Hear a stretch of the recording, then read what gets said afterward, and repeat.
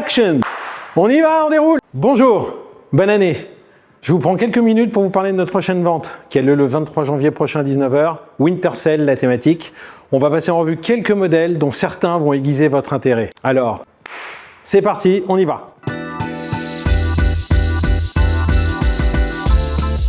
Oula, dure question. Mais j'ai envie de dire tout de suite la Porsche 914. Pourquoi? Parce que c'est une grosse thématique. Est-ce qu'il s'agit d'abord d'une Porsche ou d'une Volkswagen? On est en 1969 et on sait que les deux marques ont du mal financièrement seules à développer un nouveau modèle, une petite sportive économique. Donc ils se mettent ensemble et ils sortent la 914, qui selon les pays, selon les motorisations, sera soit une Porsche, soit une Volkswagen. Et aujourd'hui l'histoire est entière. Mais au regard de ce qu'est devenu Porsche, c'est vrai que le modèle a vraiment un intérêt et je pense que cet intérêt va aller croissant. Sans aucun doute, en plus la voiture est très sympathique. Donc deux bonnes raisons pour considérer que c'est un bon investissement. La plus belle histoire, on est en Italie, ce génie italien. Ils n'ont plus trop de finances, Alfa Romeo s'est fait racheter quelques années avant, fin des années 80 par Fiat, et là on se dit pas trop d'argent, pas trop de technique, qu'est-ce qu'on peut faire? Il faut remplacer la mythique Alfa Romeo Spider. Ils sortent une base qui est la Fiat Tipo, qui est vraiment pas jolie, et ils vont décliner tout un tas de modèles pour l'anti-Alfa Romeo, et ils vont sortir la GTV, qui donnera lieu ensuite à la GTV Spider, plus connue sous le nom de Spider. Elle est magnifique, c'est 4 petits pharons, une espèce de symbiose de quelques concept cars pour l'avant, pour l'arrière. Bref, elle est toujours aujourd'hui l'une des plus belles Alfa, petit bémol, traction avant, mais c'était quand même le prix à payer pour avoir cette technique commune. Sans aucun doute, la Volvo P1800 ES. Attention, j'ai bien dit ES. Ce petit rajout de la lettre E est vraiment primordial parce qu'entre la 1800, 1800S et la ES, il y a tout un monde. On reprend la même chose à l'avant, mais l'arrière change résolument. C'est un break de chasse avec un haillon arrière tout en verre, résolument moderne, incroyable. D'ailleurs, Volvo va récupérer ce design sur ses autres coupés, nouveaux coupés pendant une vingtaine d'années.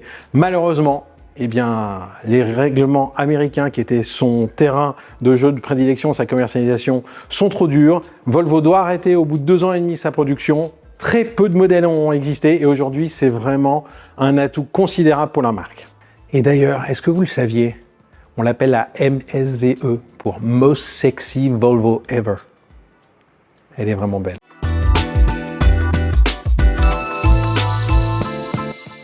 Eh bien, celle que l'on appelle la Baby Aston, la XK8. Pourquoi? Parce que Ford est propriétaire d'Aston Martin et Jaguar. Vous comprenez et vous connaissez l'histoire. On mutualise, on prend les mêmes techniques et c'est la moins UP qui récupère la plateforme de la plus UP, en l'occurrence la DB9.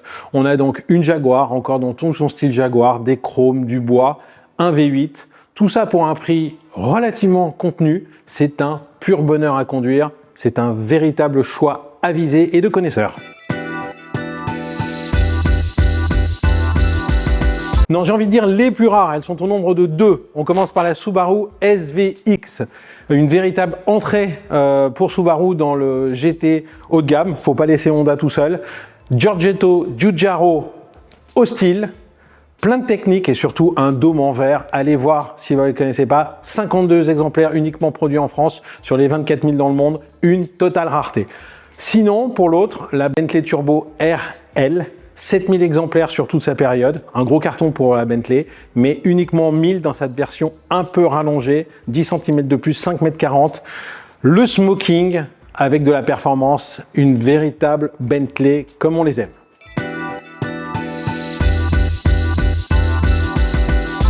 Alors les autres voitures, il y en a 21. Je vous encourage à aller sur carprecium.com, vous prenez quelques minutes, vous les passez tout en revue, vous regardez les images, celles qui vous plaisent. Rapidement, parce que forcément elles nous plaisent toutes, on les a sélectionnées pour cette vente. Mais je citerai 2 italiennes, un coupé Burton Junior, une Lancia Delta intégrale, 2 américaines, une Mustang classique et une Macan, vraiment qui déborde d'énergie, on est vraiment en plein dans le Bruce Springsteen attitude. Et 2 Mercedes, 2 SL avec des générations différentes. La voiture des séries, celle de Dallas, Bobby Ewing en 500 SL, le pinacle de cette série. Et puis la série qui suit, la meilleure SL en termes de fabrication, mais dans une configuration qu'on connaît un peu moins bien. C'est une 280 SL Le petit moteur en 2,8 litres, ça consomme pas grand-chose, une petite boîte mécanique, donc c'est vraiment fiable, peu d'entretien, pas très gourmande, et c'est une bonne voiture. Je vous la conseille, je vous les conseille toutes. Je vous encourage donc vivement à aller sur le site carprecium.com. Ça vous permet de revoir tout le catalogue, ça vous permet de créer un compte et ça vous permet le jour J, quelques minutes avant, d'avoir le lien vers la vidéo YouTube. Je serai accompagné de Maître Milon. On passera une petite heure ensemble, on vous donnera les anecdotes, les histoires et vous pourrez assister comme ça à la vente. Donc n'oubliez pas, rendez-vous le 23 janvier à 19 h.